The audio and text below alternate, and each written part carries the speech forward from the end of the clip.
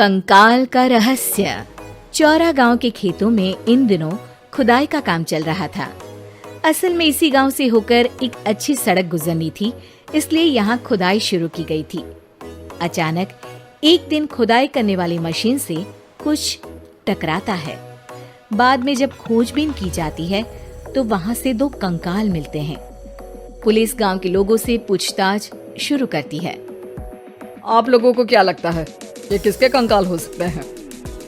अरे साहब, हमें क्या पता ये किसके कंकाल है, आप ही लोग पता लगाइए।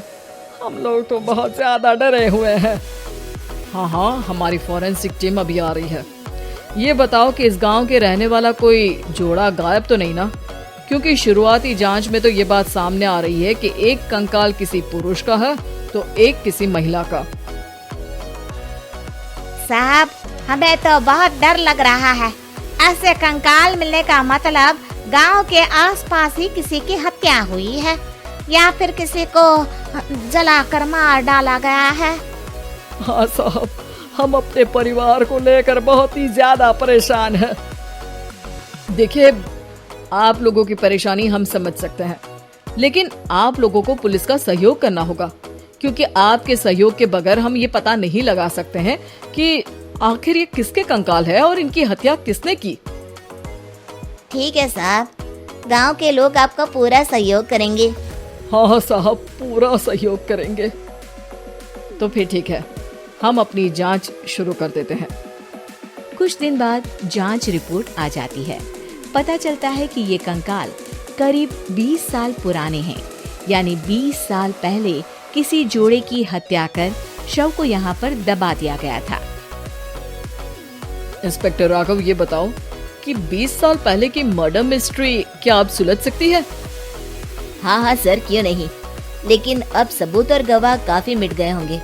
मुश्किल तो होगी, लेकिन शायद किसी परिवार को इंसाफ मिल सके। इंस्पेक्टर राघव, आप बिल्कुल सही कह रहे हैं। किसी परिवार को तो इंसाफ मिलेगा ही और किसी को उसके किए की सजा भी मिलेगी। जी सर, मैंने तो जांच शुरू भी कर दी है। 20 साल पहले इस गांव के 2 जोड़े अचानक कहीं गायब हो गए थे। मैंने दोनों ही परिवारों के बाकी के सदस्यों से बातचीत शुरू की तो उन्होंने बताया कि उनके बच्चे शहर गए थे, लेकिन आज तक वापस नहीं लौटे हैं। लेकिन ये दोनों शव किस परिवार के सदस्यों के हैं, ये कैसे पता चल सकेगा? सर, मैंने डीएनए टेस्ट करवा लिया है। आज शाम तक इसकी रिपोर्ट भी आ जाएगी। अच्छा, ठीक है। उसी शाम को सर, डीएनए रिपोर्ट के मुताबिक ये दोनों ही लाशें चौरा गांव के रहने वाले प्रधान सुल्तान सिंह के बेटे और बहू की है। लेकिन इनकी हत्याएं किसने की है, ये कैसे पता लगेगा? इसी का तो पता लगाने की कोशिश में जुटा हूँ सर।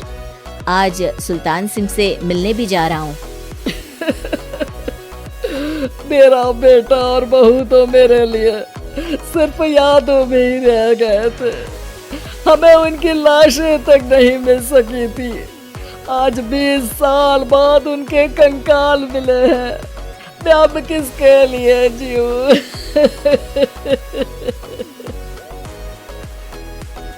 लेकिन सर, क्या आपकी किसी से कोई दुश्मनी थी?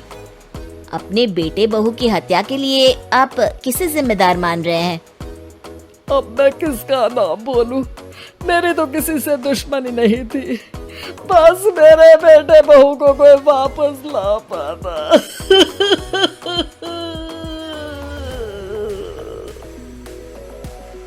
इसके बाद सुल्तान सिंह फूट फूट कर रोना शुरू कर देते हैं। सर, अब आप इनका अंतिम संस्कार करवा सकते हैं। कम से कम इनका शरीर ना सही, इनका कंकाल तो आपको मिला है। लेकिन हाँ, अगर आपको कुछ भी याद आए तो जरूर बताइएगा। मेरी तो बेटा अब उम्र हो गई है, लेकिन मेरे बेटे और बहू के हत्यारों का जरूर पता लगाइएगा, क्योंकि जब तक हत्यारे पकड़े नहीं जाएंगे मेरा मन नहीं मानेगा। सर, हमारी पूरी कोशिश रहेगी हत्यारे को पकड़ने की। लेकिन एक बात बताइए, उस वक्त आपको किस पर शक गया था? उस वक्त मेरे एक ड्राइवर को पकड़ा गया था, लेकिन सबूतों के अभाव में उसे छोड़ दिया गया था। अच्छा, और ड्राइवर पर कैसे शक हुआ था? क्योंकि उस दिन ड्राइवर छुट्टी पर था। उस समय लेकिन लाश क्यों नहीं मिल सकी थी? उस वक्त पुलिस ने बहुत कोशिश की थी, लेकिन दोनों की डेड बॉडी नहीं मिल सकी थी। ठीक है, हमारी तफ्तीश चल रही है, मैं फिर आऊंगा। इसके बाद इंस्पेक्टर वहां से चला जाता है और सुल्तान सिंह अपने बेटे और बहू की याद में खो जाते हैं।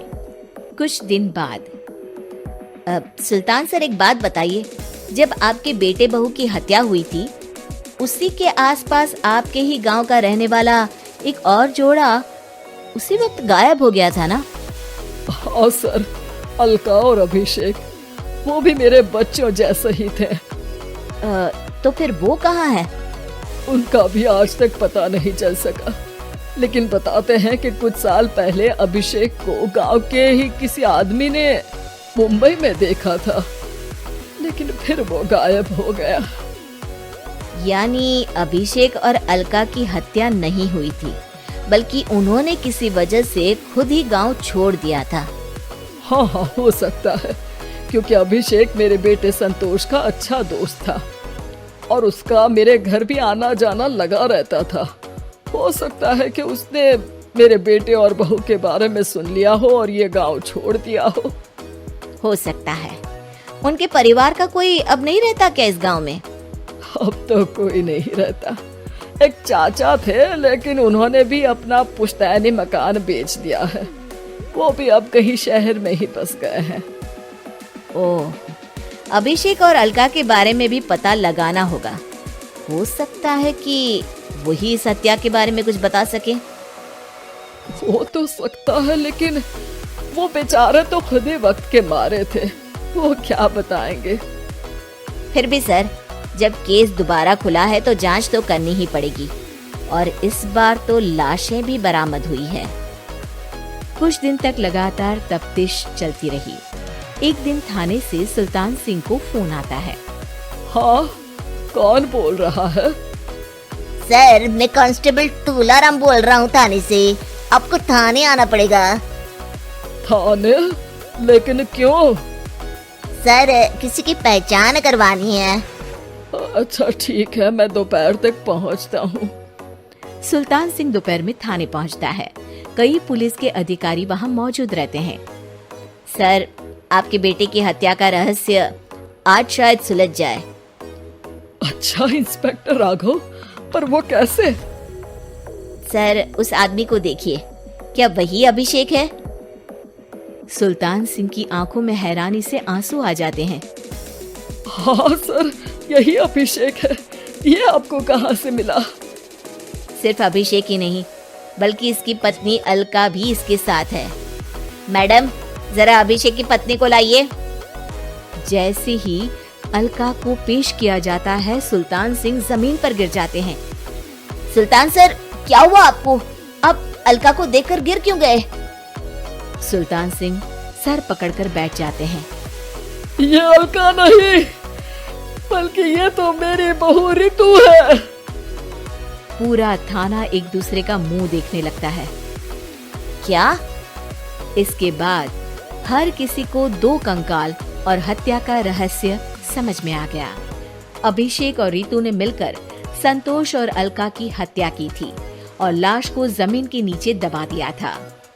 आज 20 साल बाद इस हत्या का रहस्य खुल सका था कि अवैध प्रेम संबंध में दो मासूमों की जान